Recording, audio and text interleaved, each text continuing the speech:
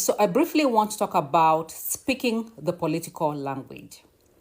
So when it comes to getting things done in the political arena, you have a lot of players. You have, of course, the elected officials, you have organizations, non-governmental organizations, you have the church, you have other community leaders. So this, you have to remember this when you're looking at what needs to get done. Because I've been seeing people saying protests don't work, voting, we are voting later on in the year or next year, that it's too late, we need action right now. Calling your representatives, their voicemails are full. So I've been seeing all these complaints. And the thing about this, you have to understand, in politics, you do have to speak the political language. You have to speak in a way that, for example, elected officials will be able to translate what you're saying into action. And for elected officials, it's more of mobilizing people and legislature and financing also. When it comes to other community leaders, of course, they are also part of the community. So part of that political language is also going to the people who are not in government. These are leaders, other leaders in the community. And that's why when you have something like protests, this brings awareness to issues that could be probably ignored by other community leaders. Politicians may pay attention, but other community leaders may not pay attention. But something like protests, boycotts, all these activities that people advocate for people to do and encourage people to do, all this, what they do is all these people are speaking the political language. And to get the message across to different people, you have to do different things. So it's a political landscape. It's a political landscape, and several things have to be done for sometimes a lot of things have to be done at the same time to get the conversation moving, to get the results that you want. Because you also have to have sort of an end goal of what you are advocating for.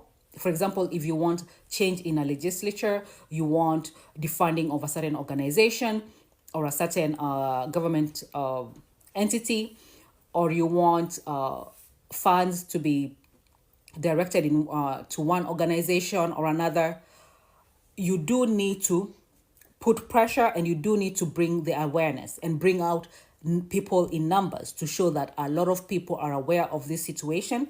This is not like just 2 people, 3 people who are maybe complaining about this issue. This is an issue that is affecting a lot of people, and people want to see action. They want to see something done about this particular issue.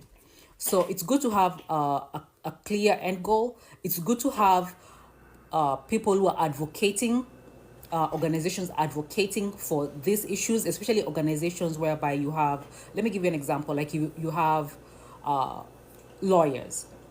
When it comes to some of these policies, you do need lawyers because they're going to be able to frame the conversation in a way that other lawmakers will understand what needs to get done. So you do need everybody, basically. That's what I'm trying to say. And you do need everybody to do a lot.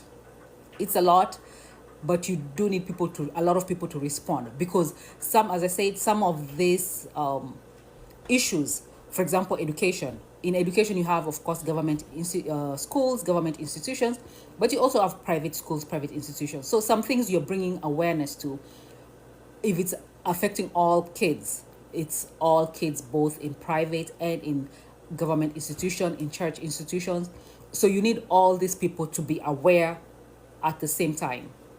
And that may not happen. They may not be aware at the same time. Some of them may be ahead of, the others, but that's how you sort of have to do it in the political sort of arena. So with that said, a lot of things people are doing are things that work. People don't protest because they don't work. Protests work. Boycotts work. Writing letters to representatives work. Calling your representatives work. Going to town halls work. All these things people are doing and people are advocating. People are doing them because they work. It's not time wasting. So I just wanted to do this video to say that in politics, you do have to speak the political language. and you do need different people punching at the same time. Okay? Because you have to think of it like a dragon that is breathing fire. So you have to punch different people have to punch the dragon at the same time so that it moves in the direction and directs the fire to whatever that you need to get burned, basically. So that's how you sort of have to look at it. Like, politics is like an animal. So you have to direct it. You have to direct it in the direction you want it to go. And it's you have to think of it as a huge animal. As such, you need a lot of people to help push this sort of dragon to go in the direction that you want it to go.